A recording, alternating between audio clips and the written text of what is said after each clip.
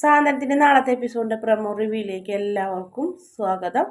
അങ്ങനെ നമ്മുടെ മീനാക്ഷി ഗോമതിനെ ചേർത്ത് പിടിച്ച് നിൽക്കുന്ന അച്ഛനോട് ജോലിക്കൊക്കെ പൊക്കളം പറയും. ഞങ്ങൾക്ക് അമ്മായിമ്മയ്ക്കും മരുമകൾക്കൊക്കെ ഒരുപാട് കാര്യങ്ങൾ സംസാരിക്കാനൊക്കെ ഉണ്ടാവുന്ന മീനാക്ഷി ബാലനെ കളിയാക്കി നോക്കിയിട്ട് ബാലൻ ദേഷ്യം കൊണ്ട് ഇങ്ങനെ വിറയ്ക്കുന്ന ഭാഗമൊക്കെ കാണിക്കുന്നുണ്ട്.